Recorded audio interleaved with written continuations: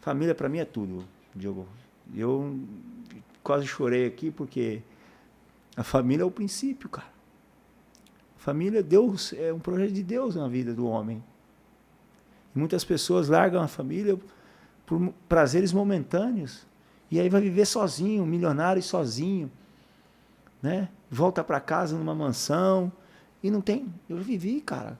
Na época minha de Barcelona teve 10 divórcios.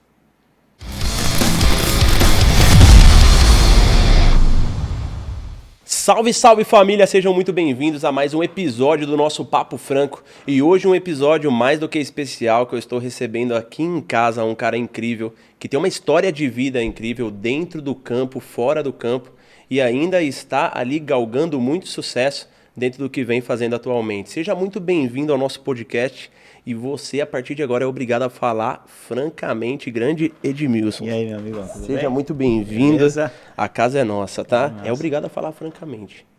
É o que eu mais gosto de fazer na vida. Aí eu gosto, hein? É. Meu irmão, primeiro é um prazer te receber aqui em casa, sabendo que eu cresci vendo você ali dentro de campo, né? Lá no interior de São Paulo.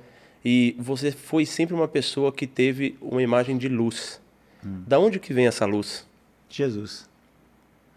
Eu nasci em Taquaritinga, no interior de São Paulo, com pouca perspectiva de vida, de ser alguém na vida, né? Porque meus pais trabalharam 30 anos cata laranja, nossa família toda católica, devoto de Nossa Senhora, e visita na Basílica todo ano, primeira comunhão, tudo que tem que fazer no terço, missa, eu ajudava padre, né? E com 16 anos, com 14 anos eu saí para jogar bola, e com 16 anos eu me converti, né? Eu aceitei Jesus e foi a melhor escolha, a maior decisão que eu tive na minha vida.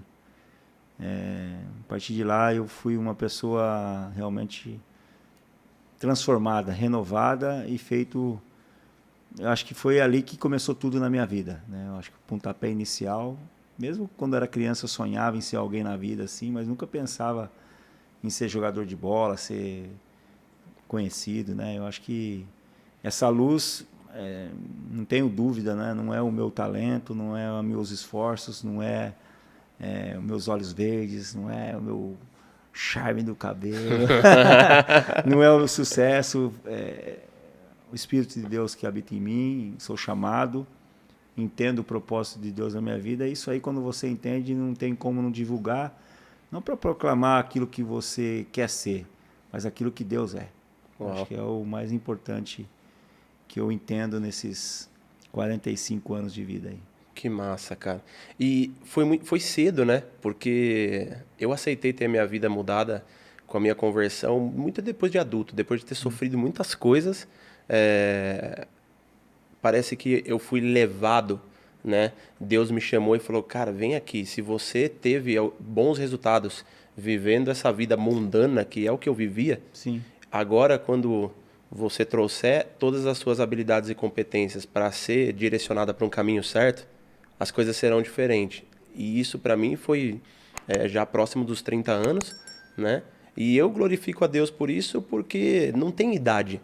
Você vê a minha mãe está passando por um momento de transformação na vida dela com 61 anos, que partiu de se inspirar na minha mudança, porque ela viu o quanto que eu me transformei depois que eu aceitei Jesus, né?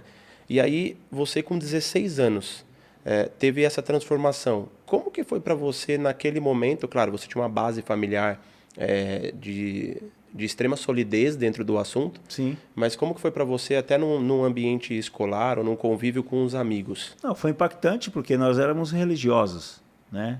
Não só eu, tenho um irmão mais velho. Eu sou o filho do meio, né? Meu pai, lamentavelmente, faleceu na pandemia agora, em maio, faz 5 meses. A minha mãe está viva, né? E minha irmã é a caçula. Mas a gente sempre frisou muito bem, né? Meu pai sempre frisava muito bem. Nada se conquista sem trabalho, né? Nada se conquista sem disciplina, né? Tem até uma frase que a disciplina é a mãe, né? é a mãe de tudo isso, né? Então, do trabalho, do esforço, da dedicação. Então, quando eu realmente mudei, tomei uma decisão, eu era uma criança na época muito rebelde, muito nervoso. Acho que já é a sede de vencer, né? Aquela garra de não aceitar. Não que meu pai vivia na roça, que trabalhou, ele sustentou a gente durante 30 anos na roça.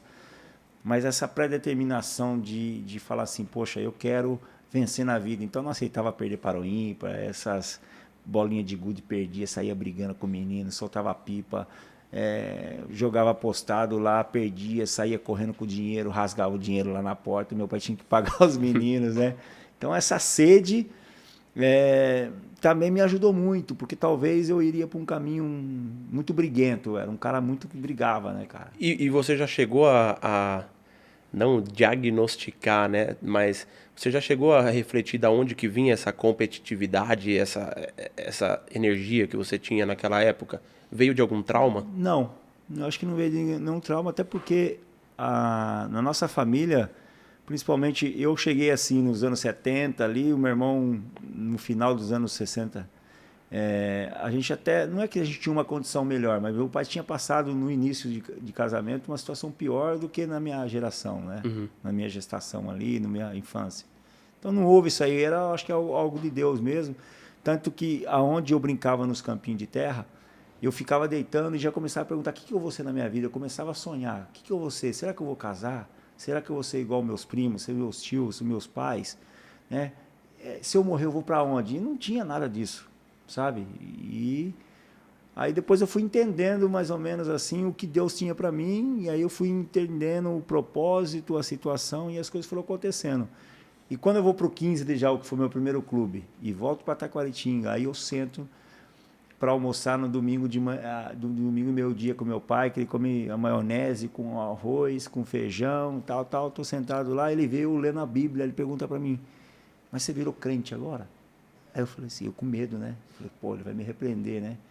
Eu falei, ó, Divinão, isso aqui tem transformado a minha vida. Caramba. Isso aqui tem me deixado um menino mais tranquilo, mais em paz. Eu falei, eu tenho anotado mesmo que você é diferente. Se isso está transformando a sua vida, segue. Eu não sou, quem sou eu para impedir, né? Então essa luz, essa esperança vem em cima realmente de um propósito que Deus tem na nossa vida. Então Deus, quando Ele escolhe, não há propósito a separado, né? As barreiras podem acontecer, mas Deus me escolheu. Deus me escolheu lá em Taquaritinga para levantar um menino que era improvável para poder tornar as coisas prováveis. E isso daí com 16 anos. Isso. E aí quando você partiu lá para o início da tua carreira profissional, como que você lidou com isso dentro do futebol? Tipo, porque você falou assim, eu não sonhava em ser isso. Eu não sonhava com que tudo aconteceu na minha vida. As coisas foram acontecendo partindo também, claro, das suas atitudes, partindo da energia que você transmitia e de ter muita centralização dentro daquilo que você queria. A gente não sonhava porque a gente não conhecia. Hoje as pessoas, as crianças, os jovens, sonham porque eles veem. A fé é o firme de fundamento daquelas coisas que você não vê, mas se espera. Essa é a fé. Hoje as pessoas têm menos fé porque eles já veem o que eles querem ser. E aí eles não lutam por aquele objetivo. Será que é por conta de saber o grau de dificuldade que é? Pode ser. Pode ser. Aí as pessoas acabam meio que deixando... É que também tem a parada que hoje em dia, além das pessoas conseguirem visualizar melhor, porque na época que você tinha 16 anos, nós estamos falando de uma época que não tinha rede social, nós estamos falando de uma época que a internet, acredito eu, que estava começando. Não, 16 anos nem tinha. Em 2002, na Copa do Mundo, não tinha. Então você se espelhava em cima só do que você via na televisão, isso. Que nem eram todas as pessoas que viam. O futebol raiz veio daí. O Brasil tinha os talentos por causa disso aí. Acabava uma Copa do Mundo, o que a gente fazia?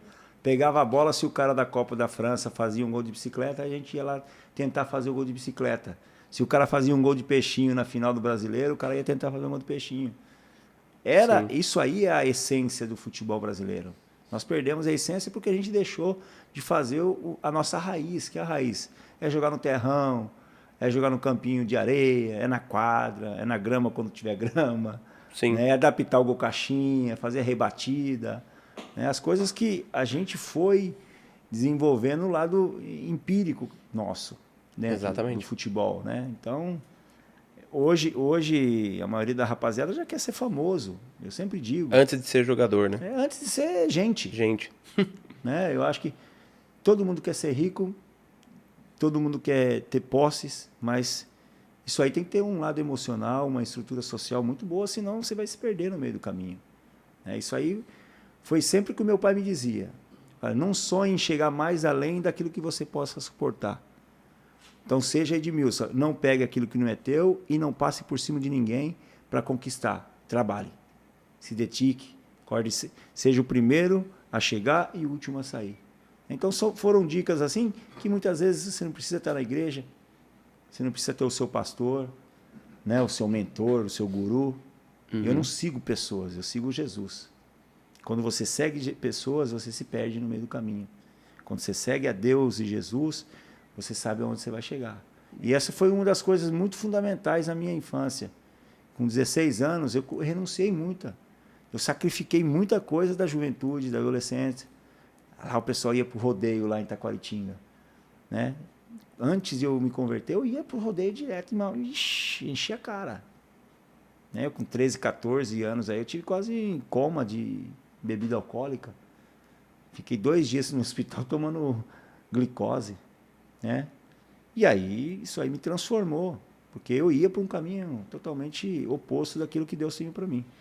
Cara, e eu vou até aproveitar que você entrou nesse assunto, porque eu deixei uma caixinha de pergunta no meu Instagram para as pessoas aqui que acompanham mandar uma pergunta para você. E teve um cara que mandou uma pergunta muito legal, que eu deixei até anotado aqui, o Matheus Ribeiro.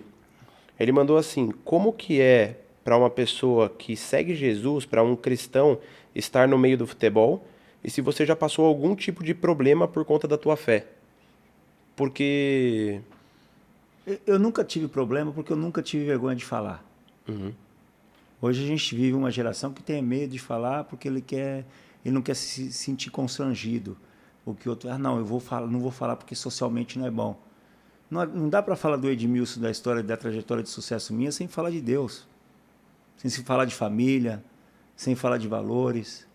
Isso aí é raiz minha, eu não consigo viver sem isso. E quando você tem esse propósito, seja onde você for, você vai falar de Jesus. Eu lembro quando eu fui para a França, em 2000, eu comprei uma M3, tinha acabado de lançar, douradona. Jovem, né, recém-casado. E aí eu coloquei um adesivo desse tamanho, Jesus, atrás. Eu cuidava de 250 jovens. Na França não tinha igreja evangélica na época. Aí os caras viam passando da M3, rasgando na saída do jogo lá. Ó Jesus, ó Jesus. Ó Jesus passando. Não, eu tenho histórias. Exemplo, eu sei por que eu fiquei 4 anos na França. Mesmo depois de ficar campeão do mundo, eu tive 5 propostas. Manchester United, eu tinha proposta do Liverpool, tinha proposta do Real Madrid, tinha proposta do próprio Barcelona, tinha proposta do Leeds United da época, que estava numa fase boa. Simplesmente eu não fui, porque Deus tinha um propósito para mim lá. Eu estava cuidando de um casal, um companheiro meu de equipe, Jean-Marc, e a Fatiá, que era muçulmana, e a gente ficou 4 anos lá por causa deles. Porque a gente ficou evangelizando eles. Aí, nesses 4 anos, a gente foi explicar o amor de Deus para a Fatiá, e ela não entendia. E aí, depois do Campeonato do Mundo, o Leão me renovou o contrato por 7 vezes mais do que eu ganhava, né? Cobriu a proposta dos 5 times, e eu não entendi. Eu falei, poxa, campeão do mundo, é hora de voar, né? E aí eu fiquei mais 4 anos, mais 2 anos no Lyon, e aí na última temporada, a gente sempre fazia as reuniões antes de terminar, todo mundo orava, assim, Simé orava, o Jean-Marc orava, eu orava, e a gente deixava assim uns 20, 30 segundos para ver se a Fatiá orava, e ela nunca orou nos 4 anos. E no mês de julho de 2004, ela fez uma oração. Obrigado, Senhor, por ter deixado a vida de Edmilson e da Simé aqui, porque se eles não tivessem ficado aqui, eu não tinha conhecido o seu verdadeiro amor. Caramba. E a partir daquele, Deus falou no meu coração, agora é seu tempo de voar. Aí, 3 semanas depois, eu estava no Barcelona. Meu Então, Deus, cara. em cima dessa pergunta, não dá, você que tem uma experiência real com Jesus, não fale só de boca para fora. Viva e não deixe de falar. Hoje as pessoas querem falar de Jesus para ganhar dinheiro. Hoje as pessoas querem falar mentoria, usando a palavra de Deus para influenciar a pessoa. Ou você é pastor, ou você é evangélico, mas não use a palavra de Deus para transformar as pessoas. Você acabou de falar aqui, no Papo Franco aqui, que a sua mãe está vendo a mudança que Deus está fazendo na sua vida. Sim. O maior testemunho somos nós. Exato. E não adianta eu falar que Jesus muda, cura, salva, liberta, faz um monte de coisa, se eu não sou o exemplo para isso. Exatamente. Então, o maior exemplo somos nós. E não dá para falar do Edmilson sem falar de Deus. Não consigo. Cara, e eu falei essa parada da minha mãe e falei do que aconteceu comigo, porque na minha cabeça bateu muito com isso que você falou da parada do tipo assim, a gente não tinha o sonho por conta de não conseguir visualizar. E com a minha vida foi a mesma coisa. O tamanho dos meus sonhos era dentro do que a minha realidade lá no interior, em Amparo, conseguia almejar. Chegou num momento que eu fui conquistando tudo aquilo que eu almejei. Só que eu percebi que eu estava almejando para querer provar para as pessoas que eu não era aquilo que falavam na infância por conta de várias coisas que eu vivi. E eu não tinha ainda aceitado viver essa vida com Cristo. Edmilson, me bateu um vazio, cara. Me bateu um vazio a hora que eu vi que eu tinha tudo, mas eu não tinha Deus, cara. Porque para mim, ter Deus era simplesmente deitar na cama, rezar um Pai Nosso e agradecer pelo dia. E não que isso não seja uma forma. Não. Mas é uma forma, mas a gente, como você bem disse, a gente viver a parada na profundidade, aí, meu amigo, a transformação é absurda. E foi uma coisa tão em silêncio que isso também bate com o que você falou. Tudo foi me levando a transformar em silêncio. Era eu comigo mesmo. Eu terminei um relacionamento sem ter motivo. Parece que era Deus falando assim, vem aqui, filho, eu vou te tratar agora para você não voltar de novo no mundo. E a minha transformação calado começou a transformar a minha família, começou a transformar a pessoa da empresa, começou a transformar... Por quê?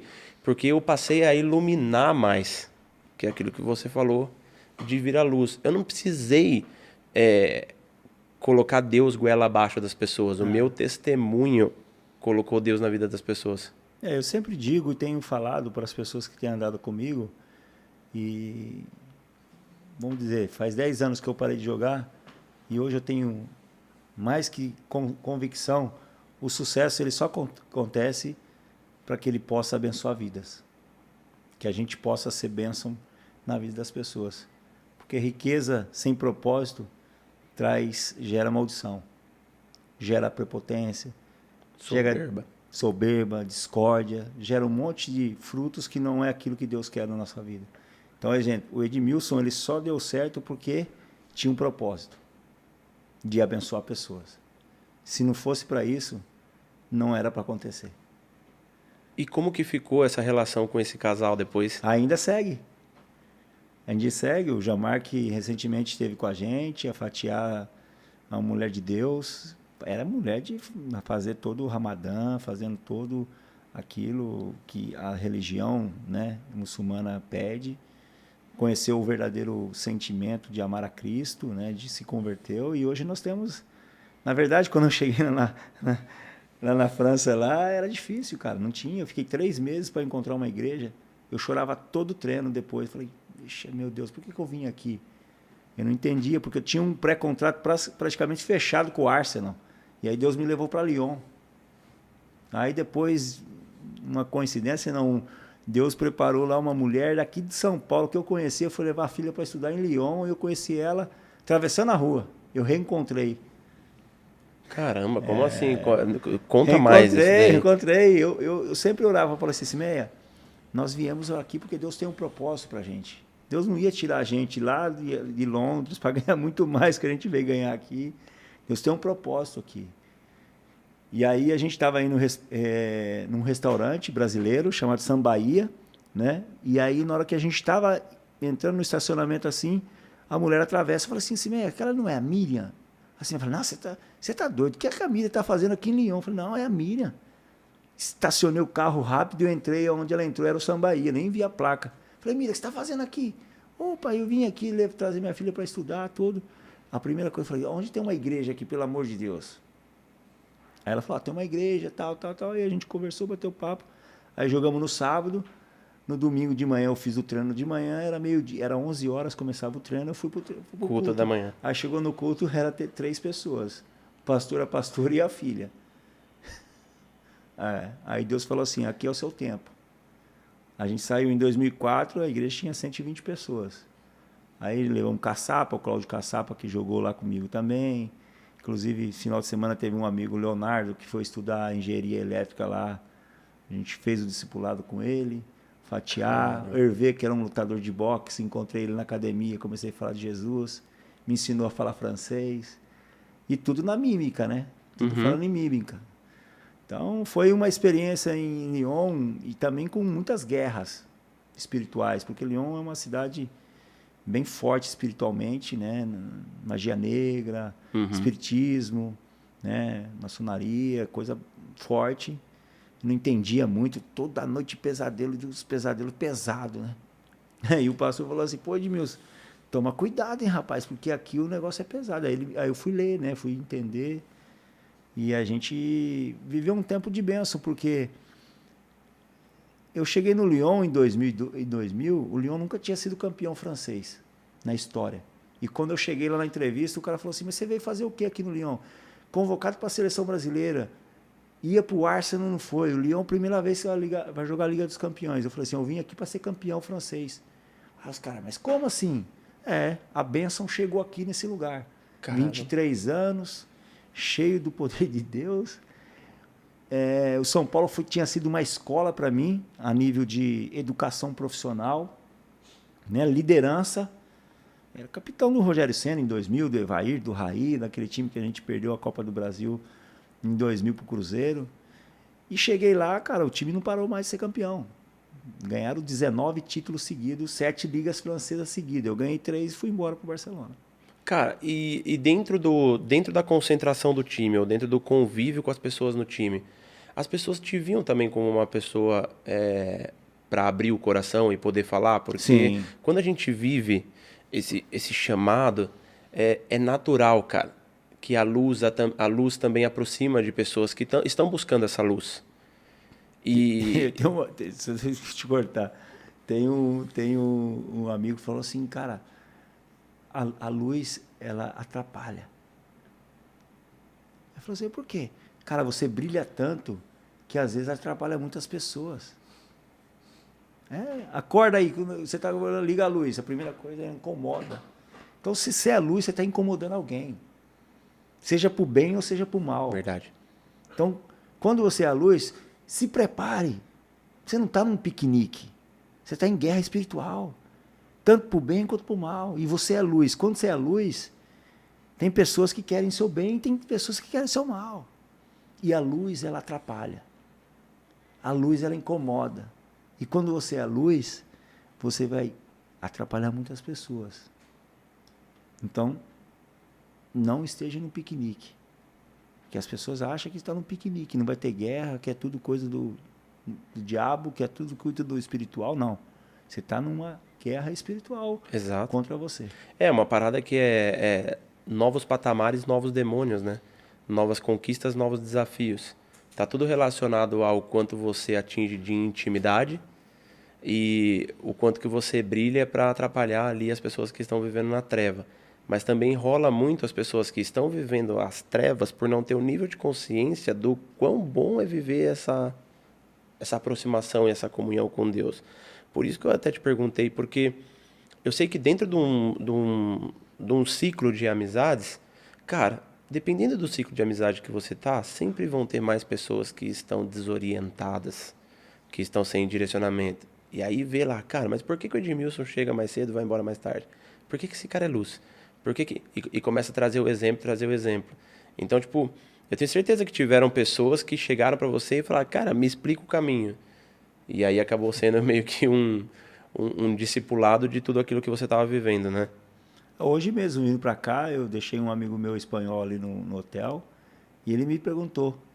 E ele veio com todo jeitinho assim, falou assim, mas qual é? eu posso te perguntar uma coisa que não vai te incomodar, é uma coisa muito pessoal, mas com respeito, que eu falei assim, ele vai perguntar quanto que eu ganho, quanto que eu estou ganhando aqui, ou quanto que a gente está gastando aqui no SCAR. Não, ele falou assim, como é que é esse negócio de católico, a igreja de vocês, como é que é? Um espanhol, que é extremamente fechado. E aí eu comecei a explicar para ele, né? E ele ficou agradecido, falou, poxa, que legal. Eu falei, vou te mandar uma Bíblia aí, Jaime, para você entender, e vai chegar lá em Barcelona, um amigo meu que vê isso aí. E durante o teu percurso dentro do futebol, tiveram pessoas que também não se entenderam tanto com você por conta de ver que você não se corrompia com esses seus valores e princípios? Eu acho que não. Eu acho que eu mesmo tive momentos ruins na minha vida. Tive momentos de frouxidão na fé, né? Por estar andando com algumas companhias também que eu achava que eu ia trazer para o meu lado e eles levaram para o outro lado. Isso é natural do ser humano. Sim. Né? Ninguém é perfeito, tive alguns erros, né? E a melhor é a gente é franco aqui, né?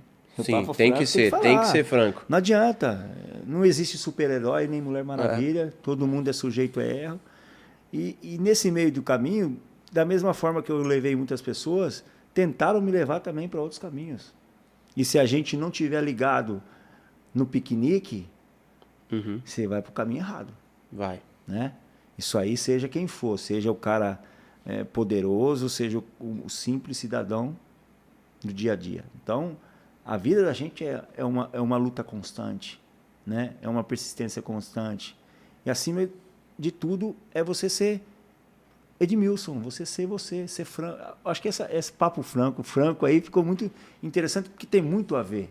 Sim. Do que o cidadão tem que ser hoje. Porque, cara, da onde partiu a ideia de montar esse projeto, né? Primeiro por conta do meu nome ser Diogo Franco, e o que eu via dentro do universo que nós vivemos de entretenimento, internet, digital, isso, aquilo, por conta da gente estar se expondo na internet, chegam mensagens de pessoas falando assim, nossa, cara, eu quero ser que nem você. Eu falo, não, cara, busca a sua intimidade para ser quem você nasceu para ser. E aí o projeto de criar tudo isso daqui é tipo, cara, quem é o Edmilson por trás de troféu? Quem é o Edmilson por trás de ser um campeão mundial? Sabe? Então, tipo, é muito legal a gente chegar aqui e contar as histórias engraçadas que passaram pela tua vida no futebol, que tiveram muitas, contar sobre o melhor gol que você fez dentro da tua carreira. Isso é muito massa, cara. Eu não tiro hipótese alguma o mérito de tudo isso. Entretanto, eu acho que é muito interessante as pessoas falarem assim, cara, olha, peraí, a gente já teve um aprendizado aqui. Com 16 anos ele foi movido pela fé e dali ele criou uma base tão forte que possivelmente não, foi isso que construiu tudo que você está construindo. Eu comecei aqui falando assim, cara, ele tá galgando mais sucessos, porque o teu sucesso não acabou no momento que você entregou a tua carreira dentro do meio futebolístico. Você está com um clube, você tem a tua fundação e tem certeza que tem um monte de sonho. Então, tipo, sabe? É uma parada de trazer os bastidores para as pessoas falar assim, cara, as pessoas são bem-sucedidas financeiramente, mas também buscam ser bem-sucedidas espiritualmente, dentro da família. Quem é o Edmilson pai? Quem é o Edmilson marido? E aí, puxando esse gancho, como que é a relação de família para você? Como que foi o casamento, quando você passou a ser pai, dentro do campo de atuação que você tinha? Meu maior patrimônio é a família. Eu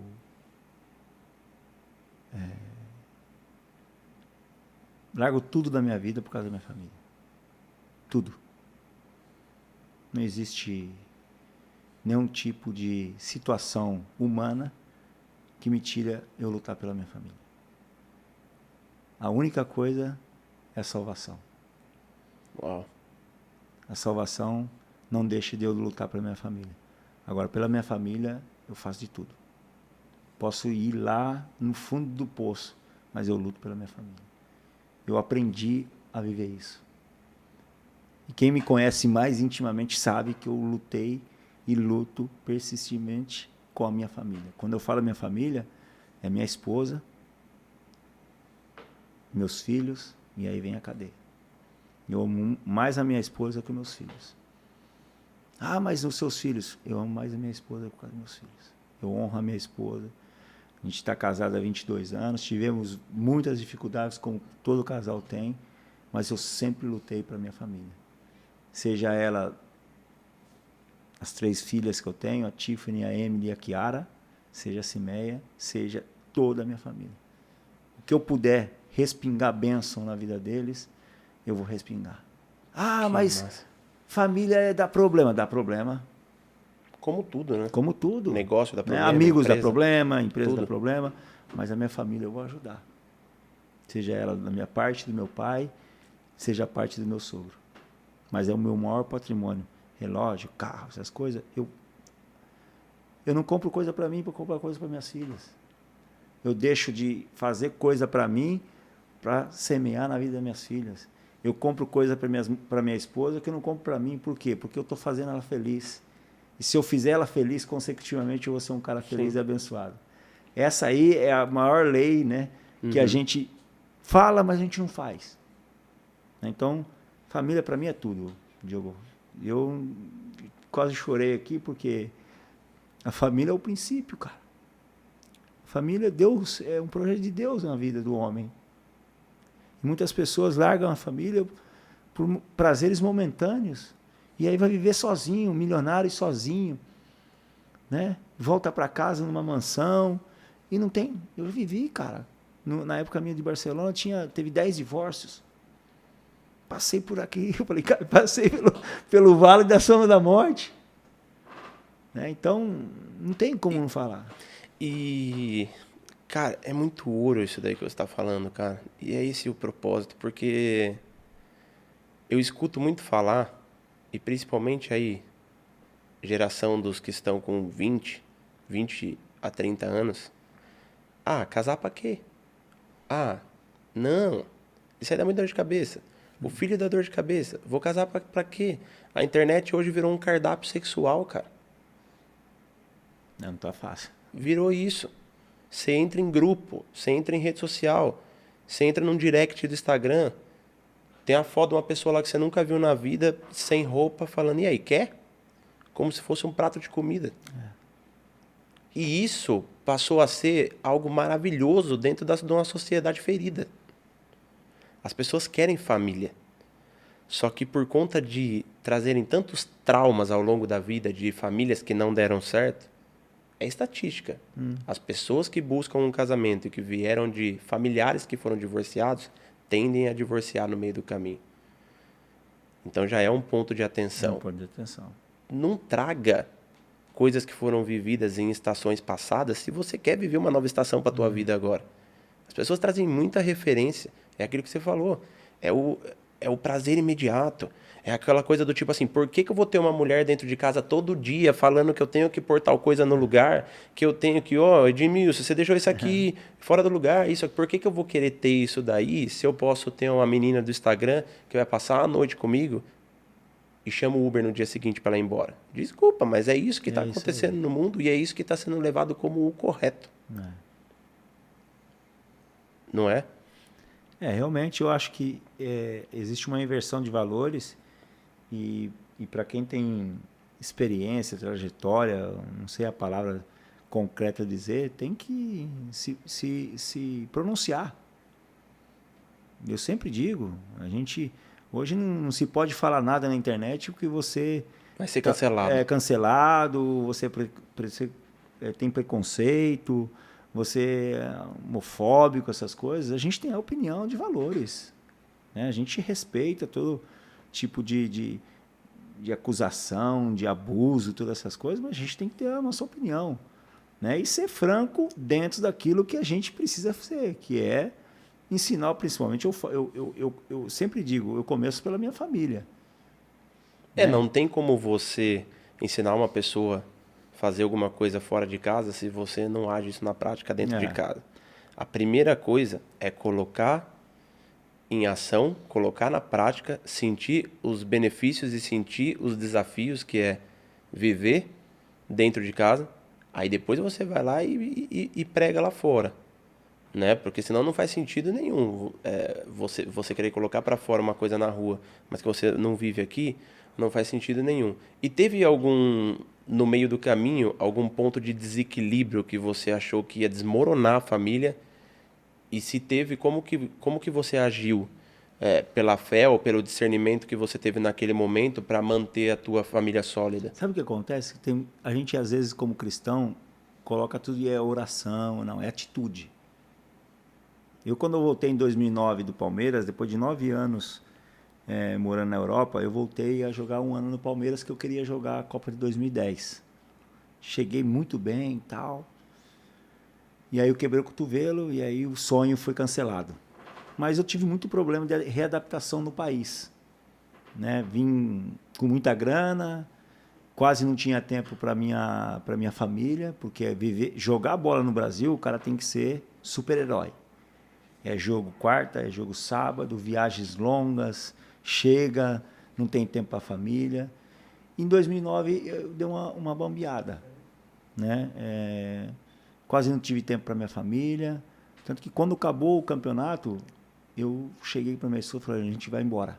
Qualquer proposta que eu tiver fora do país, eu vou embora, porque a gente precisa dar não um passo para trás, precisa dar vários passos para trás. Foi o que aconteceu. Aí eu fui para o Zaragoza, aluguei um apartamento de 96 metros quadrados no centro de Zaragoza e nós convivíamos entre nós. Eu falo, eu, Tiffany e Emily. Então, cada um começou a fazer. Um lavava o prato, o outro lavava a roupa, o outro arrumava a cama, o outro fazia a faxina. Então, a gente deu vários passos para trás, porque a gente estava se perdendo em questão familiar. E eu já na reta final de carreira, 33 anos, eu falei, quer saber, eu preciso tomar o passo da liderança. E muitas vezes na nossa vida a gente acha que é oração, às vezes é orientação. Nós precisamos ser orientados por pessoas que viveram aquela situação para falar, não faça isso, Edmilson, você vai errar ali na frente e você mesmo acha que é Deus, que é isso, que é aquilo, aí você não ouve, porque você está em cima do pedestal e é você e Deus e mais ninguém. Exato. E o restante você não tem um psicólogo, você não tem alguém para desabafar, ou você é super-herói? A maioria das pessoas que são líderes caem por quê? Porque não querem ouvir ninguém. Erram por quê? Porque não sabem ouvir, não sabem ir no psicólogo. Ah, não estou louco, não vai no psiquiatra. Tá, emocionalmente você está abatido. Você vai tomar a decisão errada. Você vai atrás de outra mulher, você vai atrás da bebida, você vai atrás da droga, você vai se arrebentar. Então, 2009 foi uma situação onde eu quase me arrebentei. E outra, com 33 anos. O índice de divórcio de atletas de alto rendimento que se divorciam após carreira é altíssimo. Caramba, não sabia disso. O índice é altíssimo. Por quê? Porque vive 20 anos focado numa coisa que se cobra muito. E aí, quando você termina, você está, teoricamente, com dinheiro, e aí você quer passar um ano sabático, 2 anos, 3 anos, e até você se encontrar. Porque com 35 anos, você está no auge da sua vida emocional, você está na vida de experiência, se você vai jogar, você corre menos, você sabe o tempo da bola, você sabe tudo isso. E aí você tem que fazer o quê? Você tem que se readaptar a um novo começo. Aí você tem um padrão de vida de 300 pau por mês e não tem mais os 300 pau que entram. E aí? Você começa a mexer no patrimônio. Aí você começa a ir na baladinha com um amigo, no churrasquinho, futebol, na hora que você vê, você já está numa convivência errada. A mulher já fala assim, poxa, esse cara aqui, em vez de chegar 10 horas, está chegando 3 horas da manhã. Até 38% dos atletas acabam perdendo a grana que ganhou. Muitos deles se divorcia, 50% fica na racha do divórcio, e ainda 20% ele investe em algum posto de gasolina, em algum negócio que ele não sabe, né? E os outros 30% é para ele pagar a pensão e alguma coisinha que sobra para ele. Verdade. Cara, isso eu falo porque a gente fez um estudo uma época até para tentar fazer a casa do atleta na época da Copa do Mundo, mas acabou não rolando. Cara, você tocou num ponto importante que eu quero falar disso, mas eu também quero concluir uma coisa que você falou para as pessoas que estão ouvindo e assistindo. A importância de se ter orientação. Hoje, pelo medo do julgamento que a internet principalmente traz, muitas pessoas estão sofrendo muito calado. E aí é aquele bate-papo com Deus, é aquele pedido de orientação por Deus, mas a gente não pode esquecer que Deus age nas pessoas. Se você se sentir bem para pedir orientação de uma pessoa que já passou pelo caminho que você está passando, que você vê que essa pessoa tem discernimento para chegar para você e falar assim, Edmilson, não vai por esse lado. Diogo, eu já fui por esse lado, mas deu ruim. Tem uma outra rota que você pode seguir, que ela pode dar bom. Então não é feio, cara. Não é feio. Não é feio eu chegar para você e falar, ô Ed, cara, eu tô passando por isso. Irmão, você consegue me dar uma orientação nisso? Eu não vou ser diminuído por isso, Nenhuma cara. maneira. Pelo contrário, eu vou ser aumentado porque eu vou receber uma orientação de quem já viveu que vai elevar o meu nível de consciência. Então, eu queria muito que as pessoas entendessem isso, que tipo, cara, para de sofrer calado. Para de querer buscar. É claro, Deus dá a resposta quando você pede clarificação, você pede sinais. Deus escuta as orações. Só que tem que ficar atento que as orações são atendidas através das pessoas. Possivelmente eu pedi algo em oração ontem que a gente vai falar 1 minuto aqui e que você saia da tua boca através do Espírito Santo que você fala o que eu estou querendo ouvir. E eu não vou ouvir deitado na cama, eu vou ouvir da boca do Edmilson. Então, tipo, busquem orientação. E eu falo isso porque eu sou profissional da área da saúde.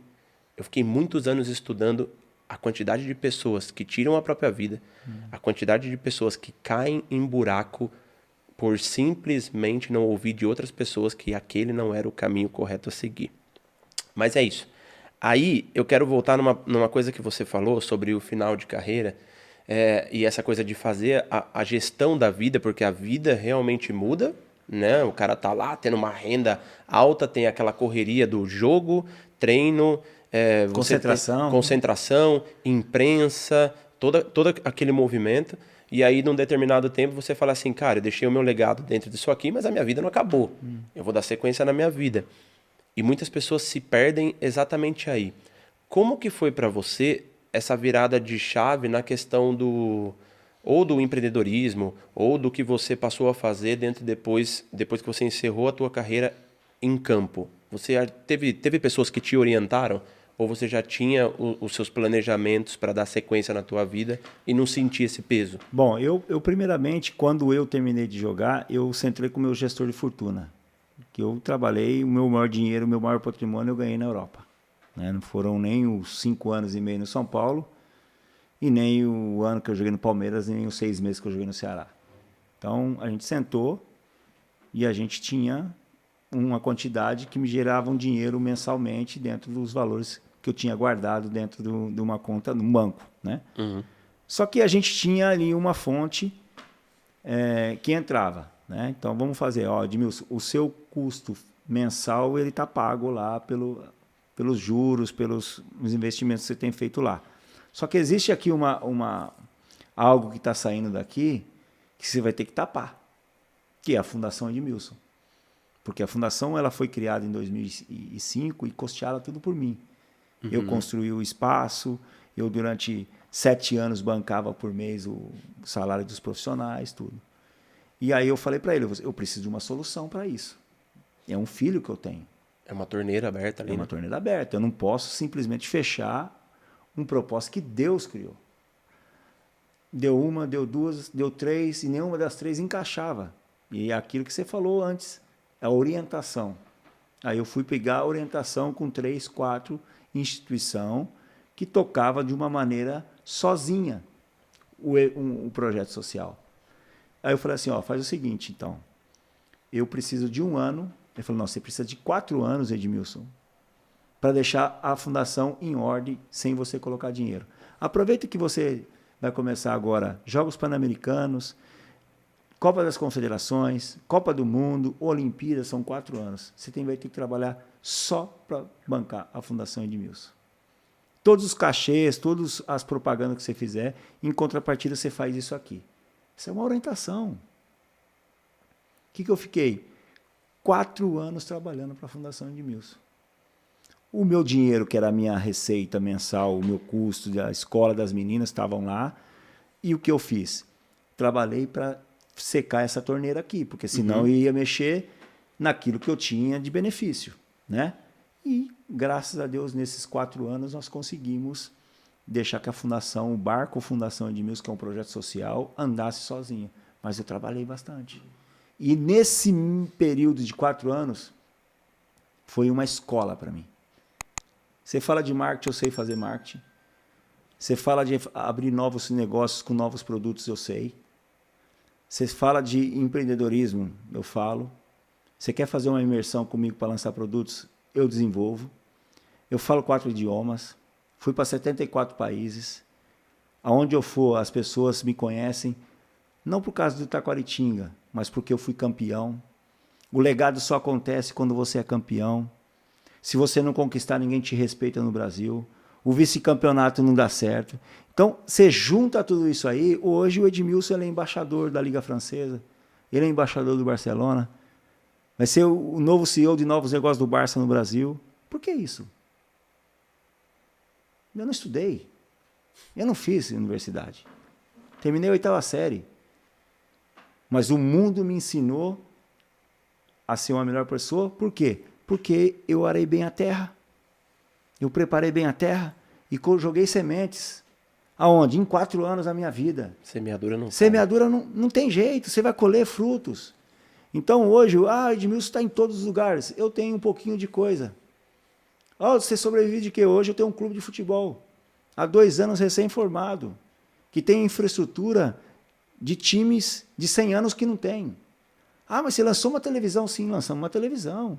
Mas você tem uma metodologia? Tem uma metodologia com todos os currículos educacionais do Sub-7 até o Sub-20. Eu faço um clique aqui, eu mando o treino lá, aonde eu quiser. Por quê? Porque eu pensei isso. Eu analisei isso? Não, eu semeei isso na minha vida. Então, o atleta, ele nunca está preparado para parar de jogar. E a pegada do atleta com o empreendedorismo tem que ser a mesma.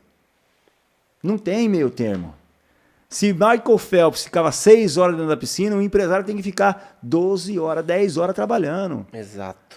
Desde a 1h da manhã que eu dormi ontem, acordei 6 horas e estou aqui, cara. E tá na pegada um dia inteiro. E se bobear daqui, sair daqui, vou para outra. Aí eu, Edmilson, a sua pegada é assim. Se eu não fosse assim na minha vida de atleta, eu não tinha saído do 15 de Jaú, meu filho. E não é agora que vai mudar, né? E não agora. Então, esse DNA de pegada, de projeto, de gravação. Estou vendo que vocês gravaram uma aqui, vai gravar outra. Segue gravando, irmão. Você tem que construir o castelo. Exato. A torre está ficando grande. O vento vai ser mais forte. Faz as raízes boas. As pessoas querem construir castelos, mas não tem base. Não tem essência. Não tem valores. Não tem princípios. Então, eu sou baseado muito nisso. Mas você sabe fazer tudo? Tudo um pouquinho. Só que os meus projetos não estão não quero levar.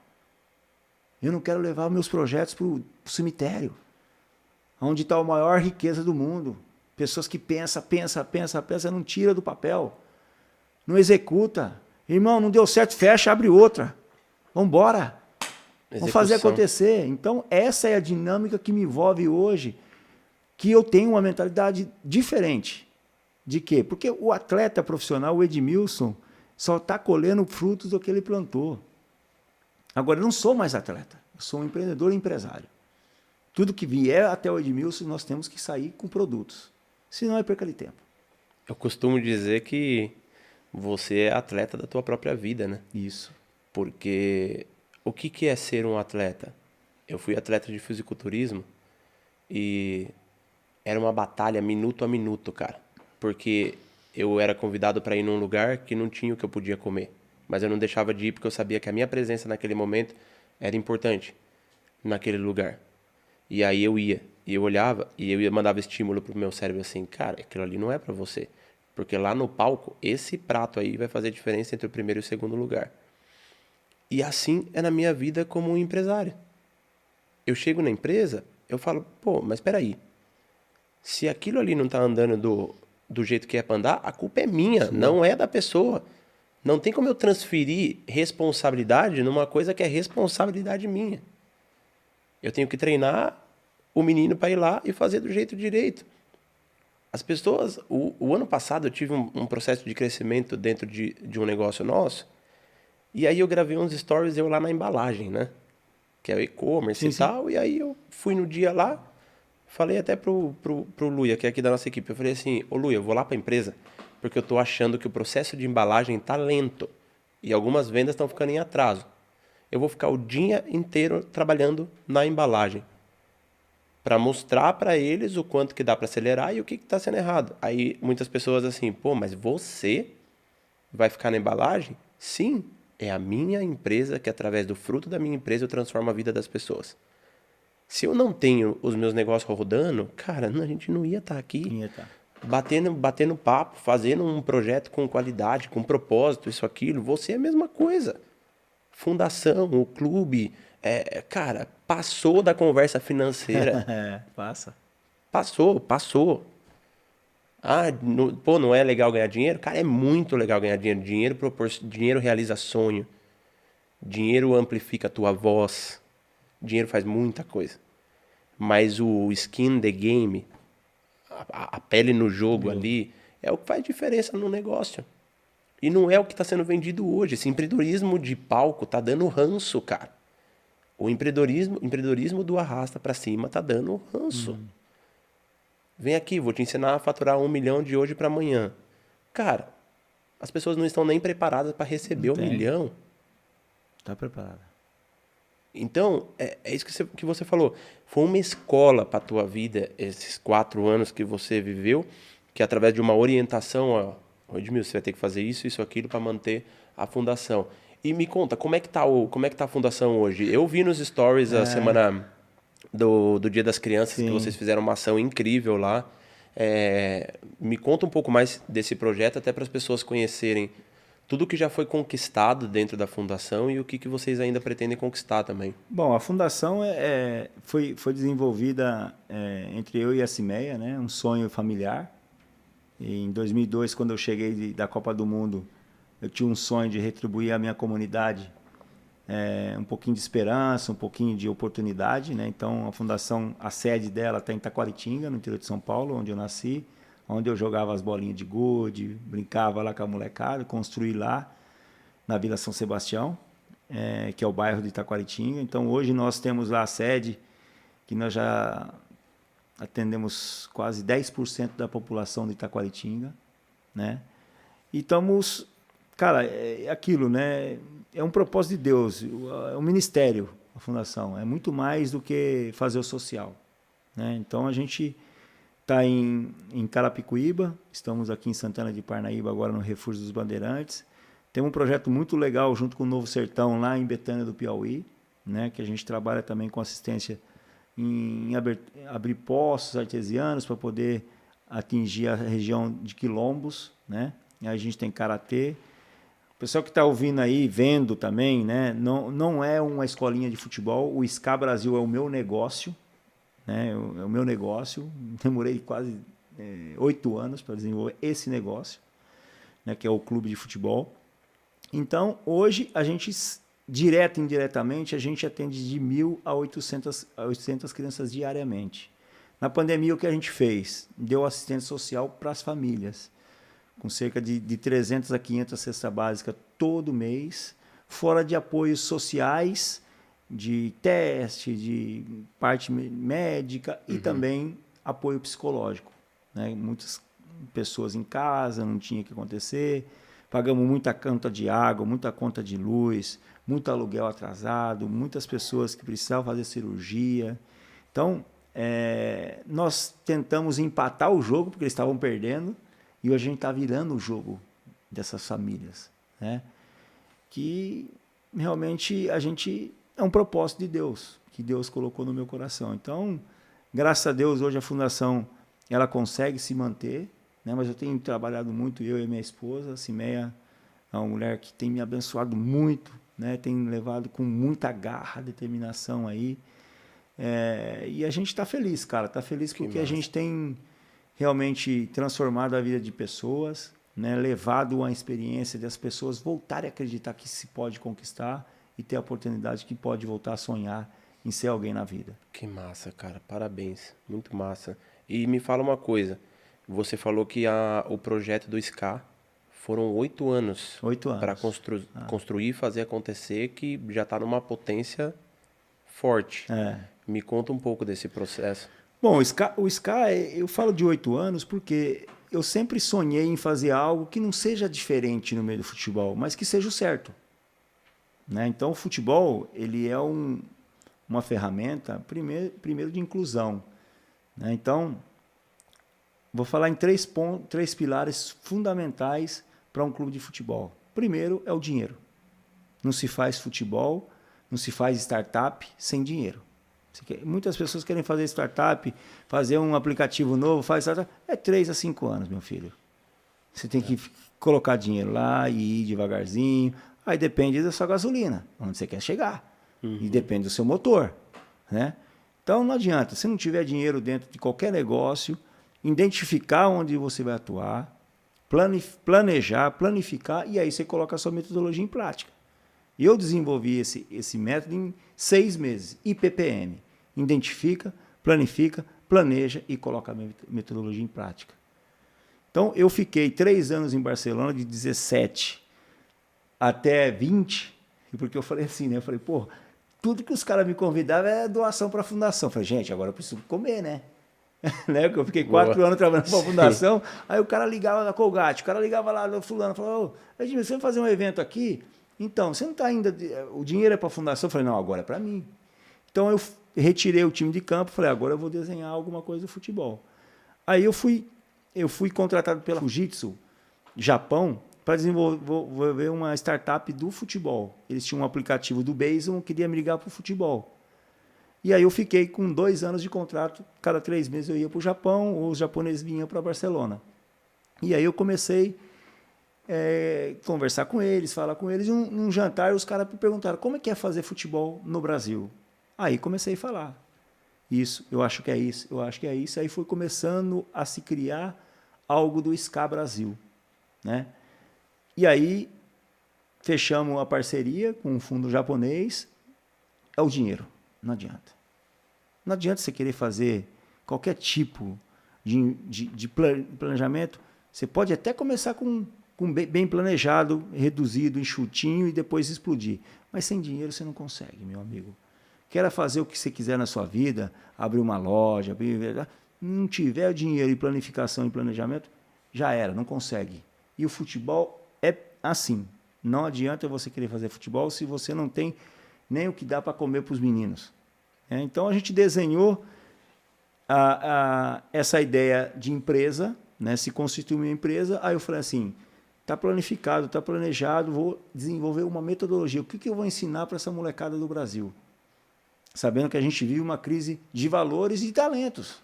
Sim. Não é só no futebol, né, Diogo? Em tudo. Em tudo. A gente antes tinha numa Fórmula 1, não dá para assistir a Fórmula 1. No tênis não dá mais. Vôlei não tem mais ninguém. Vai aonde?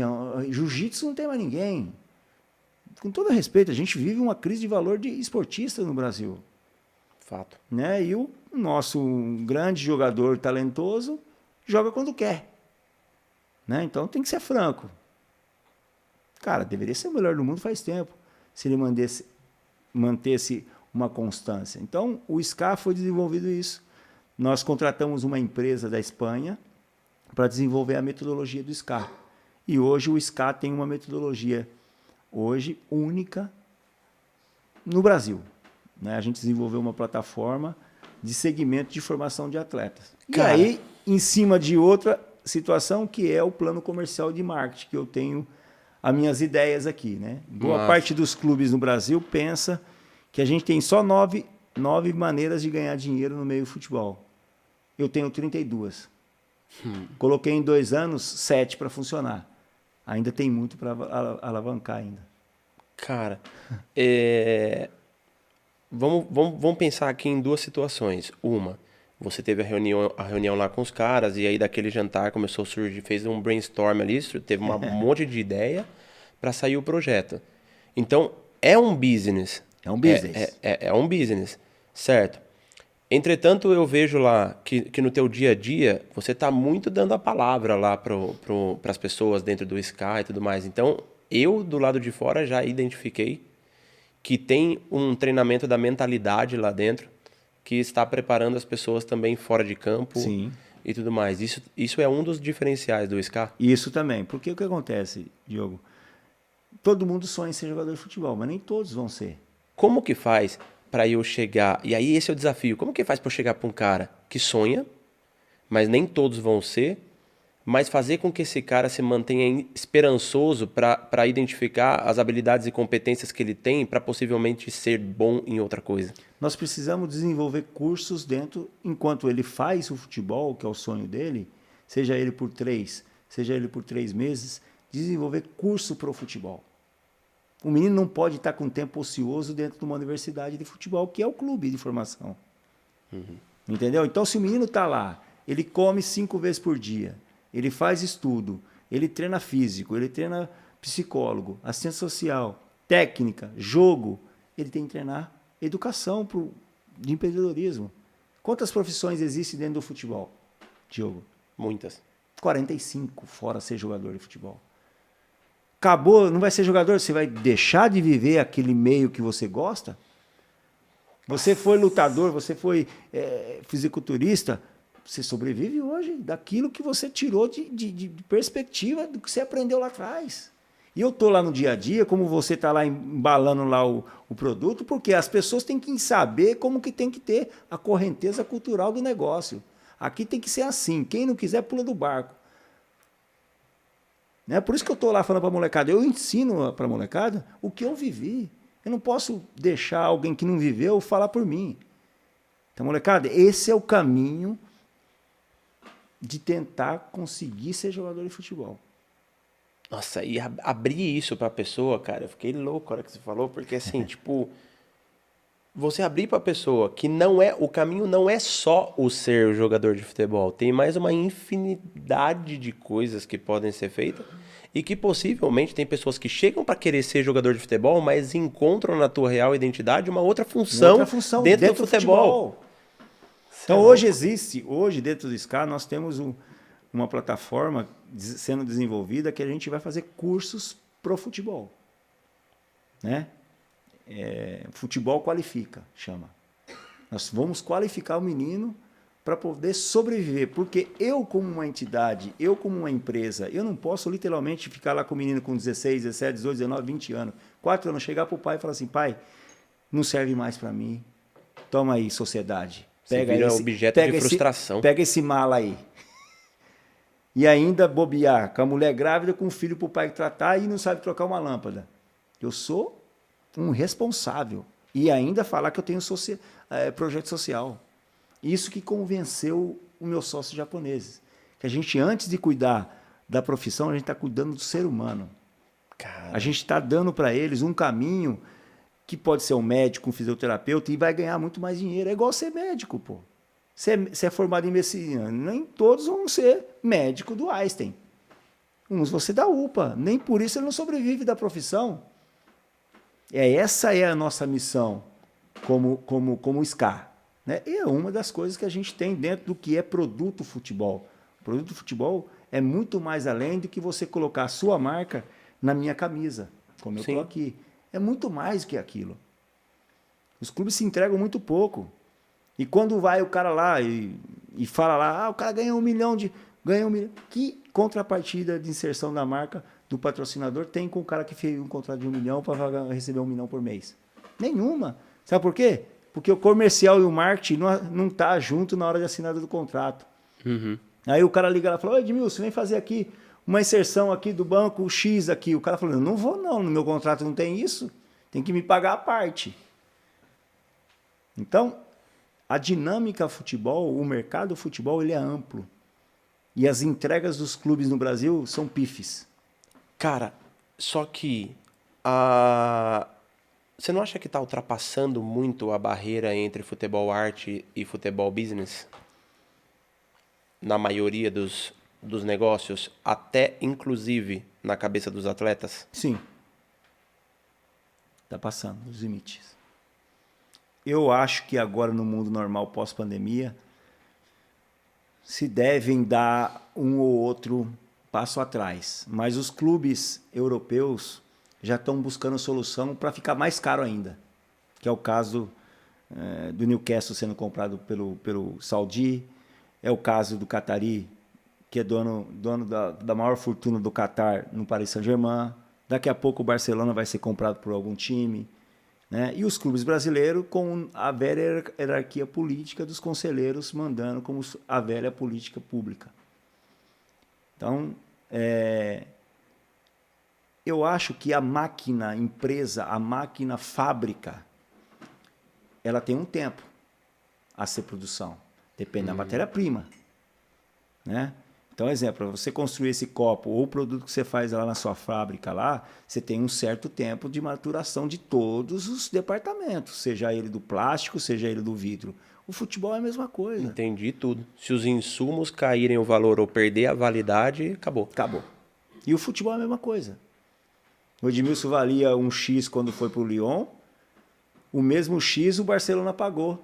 E ainda o Lyon falou assim, se ele dá produtividade nesses 4 anos, vocês me pagam um bônus. Eu dei produtividade, o Lyon ganhou a minha produtividade, ganhou o valor e ganhou o bônus.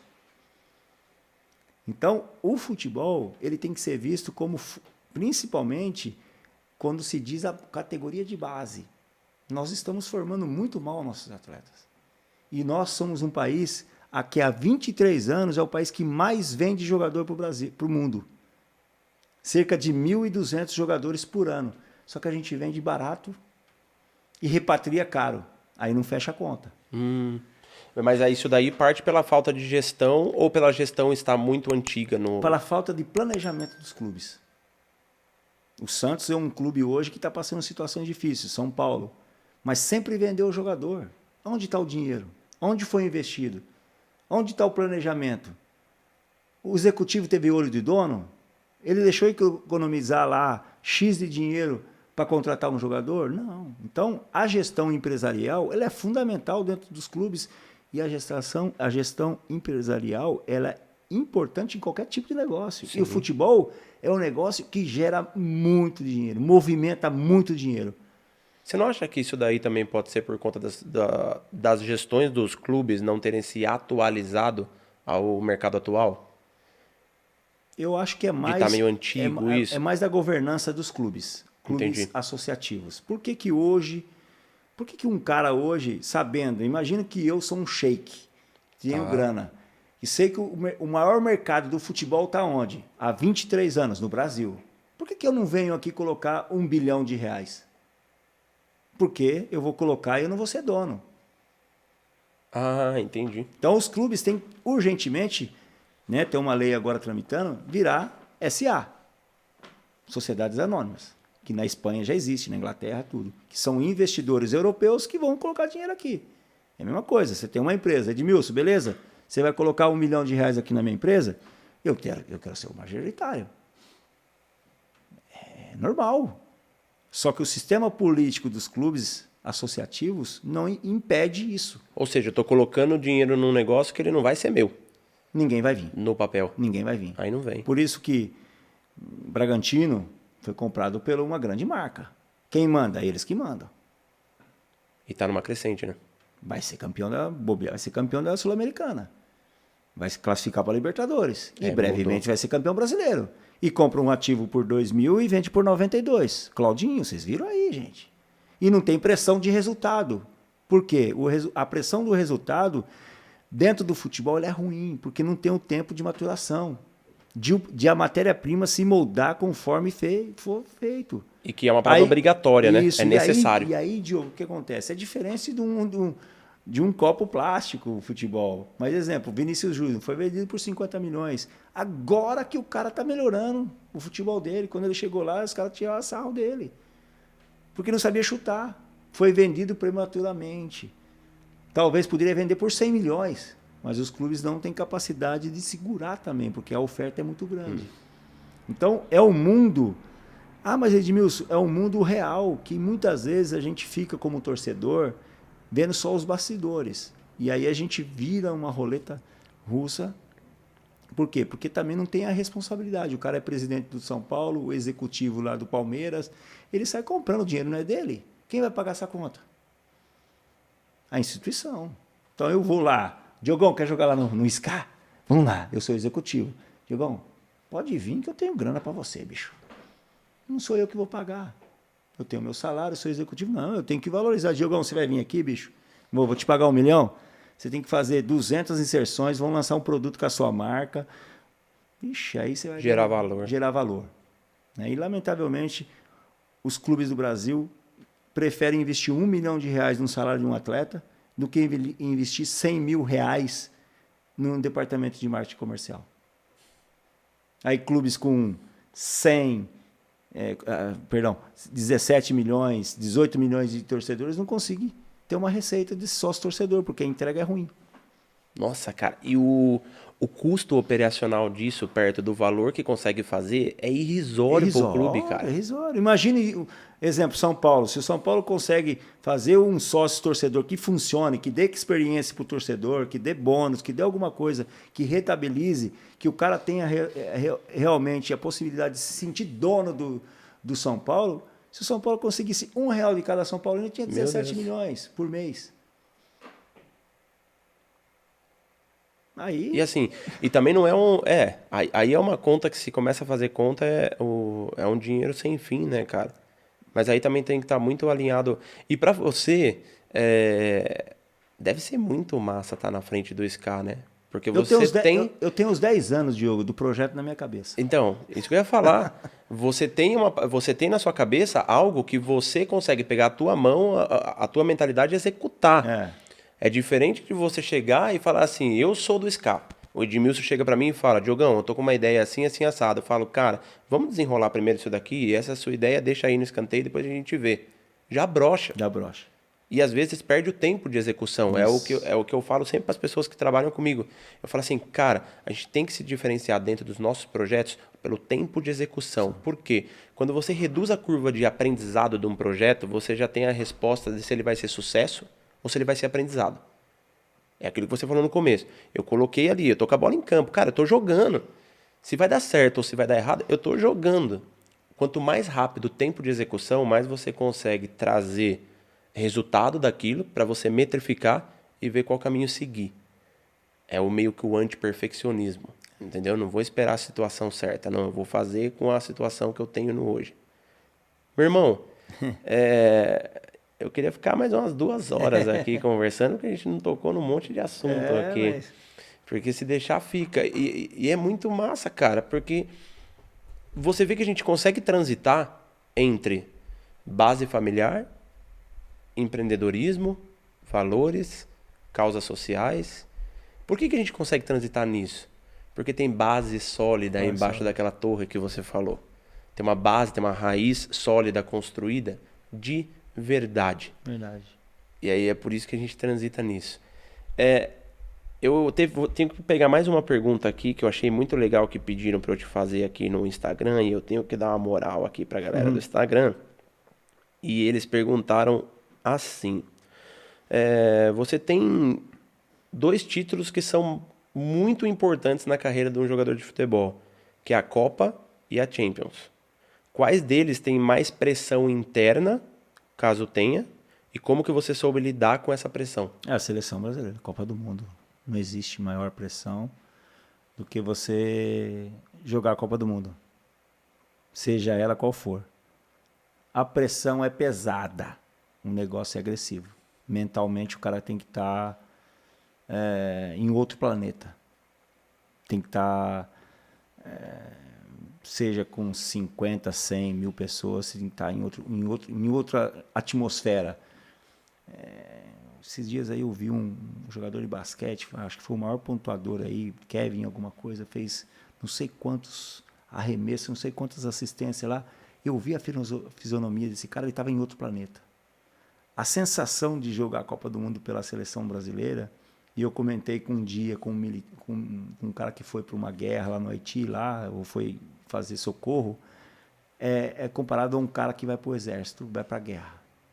Então, muitas vezes nós não entendemos o peso que está nas nossas costas.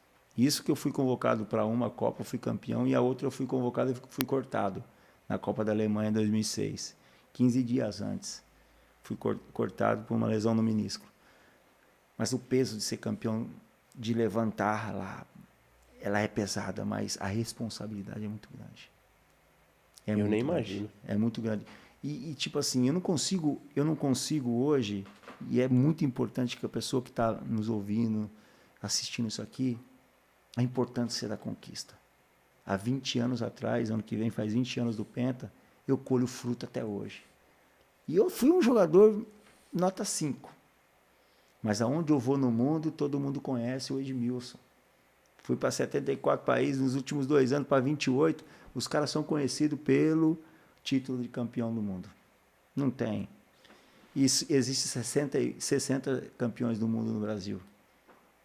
E meu pai morreu, foi uma grande perca na minha vida. Eu sempre digo assim, eu dei maior alegria para um pai. De falar assim, meu filho foi campeão do mundo. Sabe? Divinão, essa aí para você. Porque não tem, o maior orgulho do pai é que um filho jogue bola hoje. E um filho campeão do mundo, entre 60 no mundo, desse orgulho para você, Divinão. Que Deus o tenha. E até breve a gente vai se encontrar, hein? Amém. Que massa, cara. Que massa isso. E você falou da conquista. Eu falo que todas as pessoas precisam ter algum tipo de protagonismo, cara, na vida.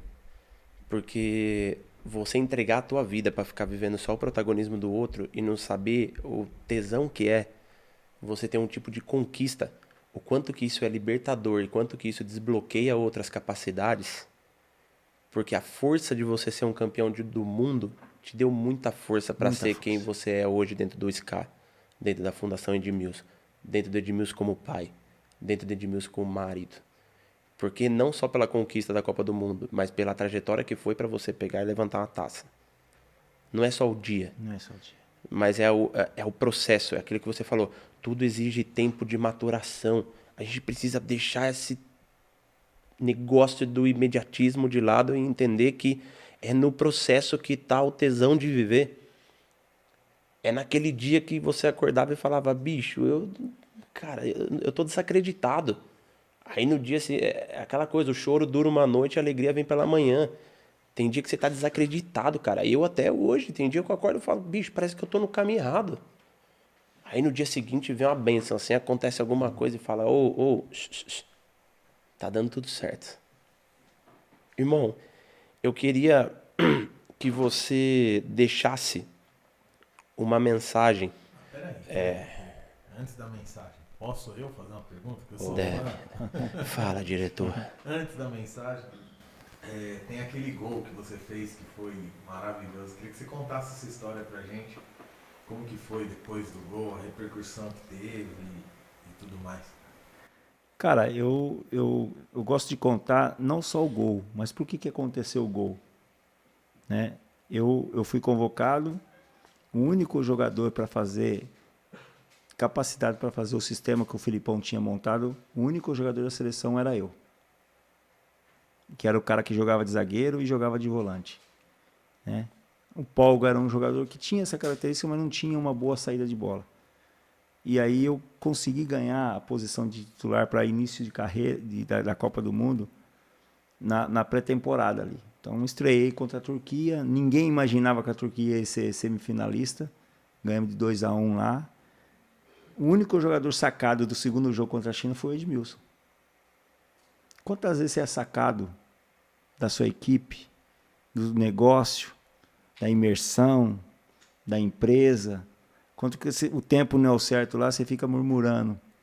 Você não vai trabalhar os erros que você cometeu no primeiro jogo, ou na ativação, ou no negócio, ou na venda, na estratégia de venda, na estratégia de ganhar o jogo. Eu simplesmente não perguntei nada. Eu falei assim, eu vou ter uma outra oportunidade, porque eu entendia a minha importância dentro da equipe.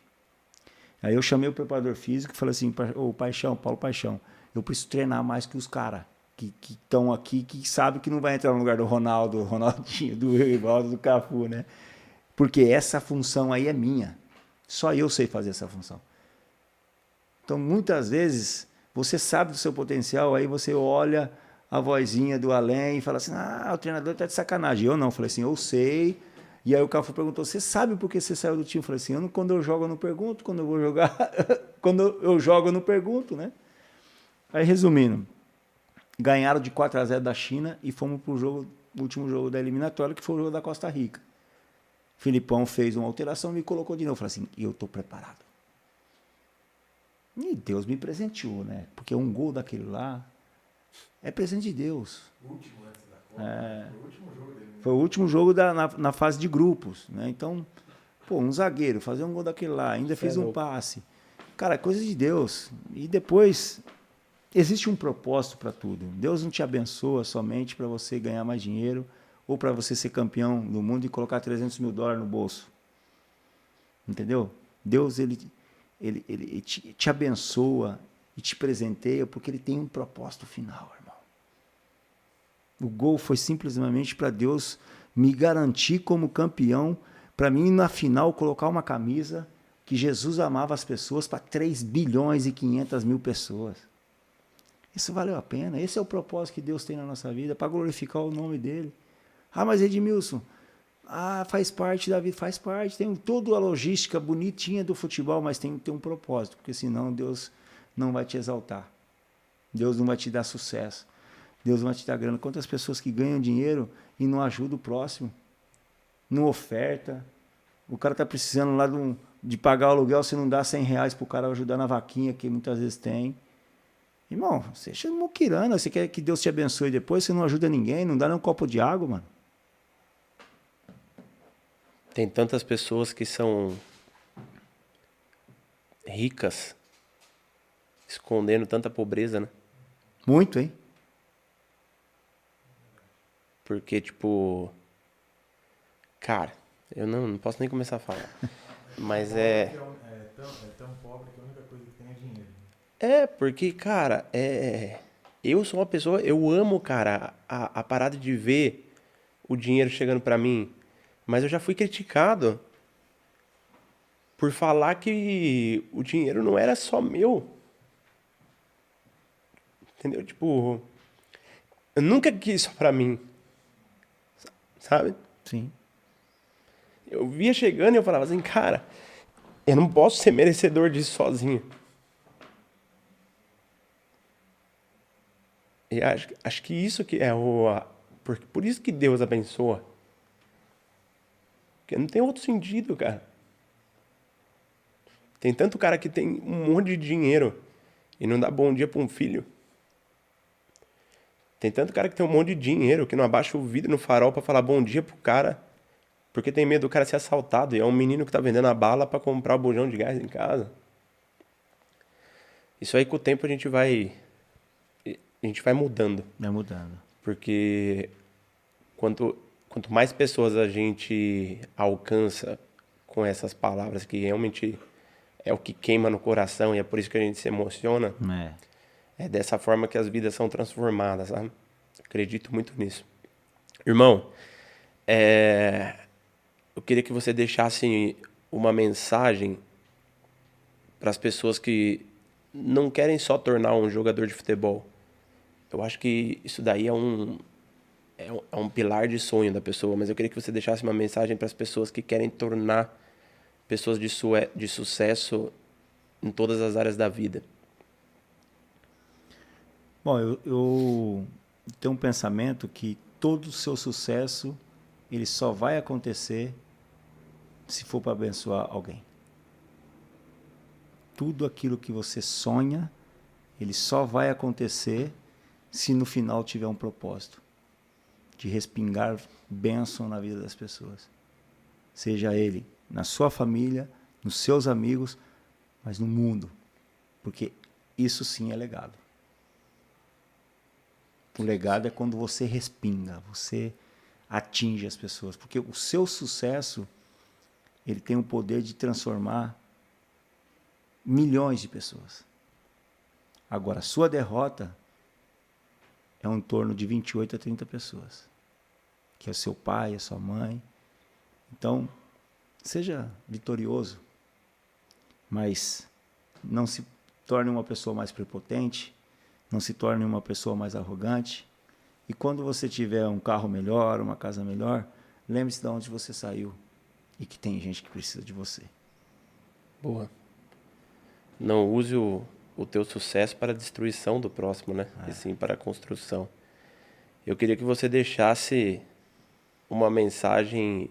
Imagine o telefone tocando agora via vídeo. E é a Cimeia.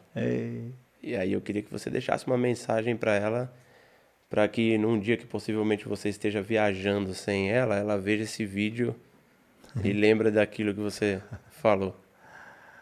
Ô, Simeia, primeiramente, obrigado por me compreender. Eu sou italianão meio cabeção, às vezes teimoso, mas persistente demais, né? Obrigado por você ser a minha amiga, que muitas vezes eu chorei e você me consolou. Muitas vezes eu estava alegre, você brindou comigo. E muitas vezes você se decepcionou comigo e, acima de tudo, você me perdoou. Te amo, meu amor. Boa. Aí acabou. Aí ela pegou o celular ali e falou assim: ó, meu amor, calma, porque a turminha tá querendo falar com você. Ei. Qual que é a mensagem que você quer deixar? Porque, cara, você tem noção que esse vídeo ele vai ficar, cara. Daqui 10 anos, daqui 20 anos, daqui 30 anos, se Deus quiser, vão ter pessoas assistindo isso daqui. E pessoas que em algum momento estão desacreditadas da família, estão desacreditadas da profissão, tudo que a gente falou aqui, cara, é o necessário para transformar a vida de alguém. O que você tem para falar para os teus filhos hoje? Eu sempre falo lá em casa que a gente prepara o filho para ser lançado ao mundo, como flecha para acertar o alvo, né? E a gente tem a Tiffany, que é a minha mais velha, que já está em Paris estudando business moda. Voa águia. Ela tem um potencial sensacional. E quando ela é muito parecida comigo. E ela vai ter muito sucesso. E ela não sabe ainda. E ela vai ser mundialmente conhecida. Porque ainda ela não sabe o poder de águia que ela tem, de atingir alturas mundial. E ela vai, no momento certo, Deus vai preparar ela. A Emily, 16 anos. Emily é uma doçura, já é parte da mãe. Calma, tranquila. Tem me ensinado muito. Com 16 anos, uma sabedoria fantástica. Continua cuidando do papi e da mami. Emily K. E quando você chegar lá com seus 19, 20 anos, se tiver que fazer a faculdade que você quiser, o papi vai estar aqui para cuidar de você. E a Chiarinha, 6 anos. Essa aí é a raspa do tacho, depois de 10 anos. Brasileira, a única brasileira entre nós aí, né? Chiarinha, papai te ama, tá bom? Lembre que Jesus, ele é o nosso justo e fiel consolador. E ela sabe que é isso, eu falo. Jesus é o nosso justo e fiel consolador. Eu tô ansiosa, papi, que eu quero fazer isso. Não. Quem nos consola é Jesus, Chiarinha. Mesmo com 6 anos, ela já sabe. E o papi fala sempre uma frase para cada uma delas, né? A Tiffany falava que Deus era fiel, ele cumpria os nossos propósitos. E 2002 foi um ano que Deus me abençoou de uma forma tão grande. Nasceu a Tiffany, campeão francês, convocado para a Copa do Mundo. Renovei 7 anos o contrato com o Lyon. Ganhei 7 vezes mais aquilo que eu ganhava no início. A Emily, Deus é justo e fiel. E a Chiarinha, Deus é justo, fiel e consolador. Ele nos consola. Essa é a mensagem que eu deixo para minhas filhas. Eu sempre digo assim, quando você for arrumar um namorado e casar, tenta ver se eu estou fazendo certo para você escolher um namorado igual a eu, ou um marido igual a eu, né? É isso que a gente fala para minhas filhas. Tenho 3 filhas. E quando eu falo para elas assim, não faça isso, não faça isso, eu falo assim, tenta buscar alguém no meu perfil, o papi não é gente boa, não é legal, não ajuda as pessoas, não ama a mami, tá 22 casado, pai, então tenta buscar um camarada assim, que eu tenho que ser espelho para minhas filhas. Então essa é a nossa mensagem aí para minhas 3 guerreiras. Que massa, é isso. É isso aí. Galera, bom demais, eu tô edificado aqui com esse papo, de verdade, Porque é muito grande, cara. É imensurável isso aqui. Pensar a quantidade de pessoas que não queriam ter a oportunidade de ter esse tipo de conversa e a gente poder estar batendo esse papo aqui e esse papo ser amplificado em pouco tempo. É o tempo que leva aqui pra gente subir pra internet e que as pessoas também sintam essa edificação através das nossas vidas. Não é nada sobre nós, é tudo sobre o que Deus nos usa para que as pessoas serem de alguma forma edificadas também. Meu irmão, deixa pra galera como que estão as redes sociais do Edmilson, Fundação Edmilson, SCA. Se você quiser falar de planos, fique à vontade. Não, é Edmilson Oficial, né? Instagram, Twitter e TikTok. O que mais que a gente tem, então? Né? As redes sociais também do SCA Brasil, né? A gente tem o scabrasil.com.br, que é a nossa televisão, o SCA TV, né? A gente começou, tá legal, tem um estúdio legal lá. A gente faz o pré-jogo, tem contado bastidores de que é a formação de base e tudo, né? Vão crescer pouco a pouco. Eu tenho um projeto que comecei também há pouco tempo, chama Improváveis, né? Um reality que a gente gravou aí, né? Improváveis.com, que depois o Improváveis vai para um projeto social, acabou virando um projeto social da Fundação Edmilson e a Fundação Edmilson, né? Fundacão Edmilson, né? Também está nas redes sociais, Instagram, Twitter, Facebook, tudo. Basicamente é isso aí. Se tiver algumas informações maiores, né? Vitão. Mas obrigado. Eu acho que o mais importante é... Eu sempre digo assim, né?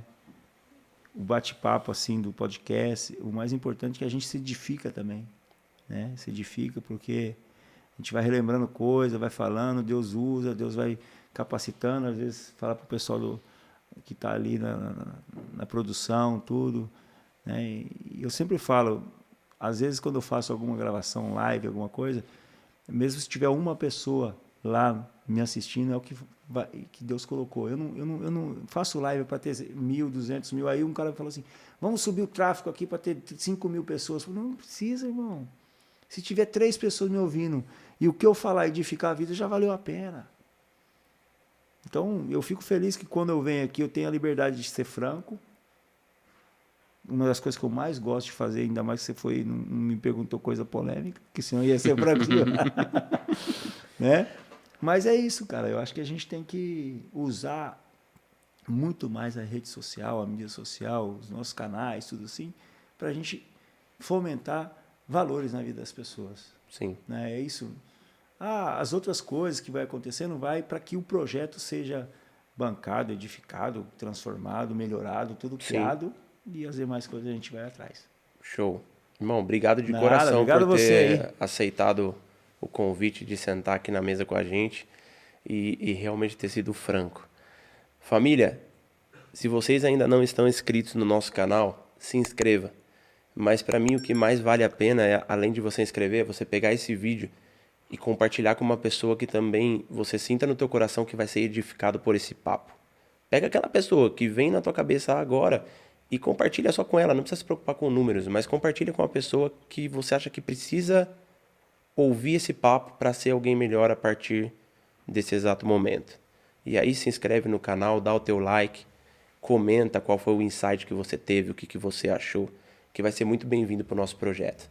Certo? Nos vemos no nosso próximo episódio do Papo Franco. Tamo junto, família. Sejam muito bem-vindos sempre. É nóis!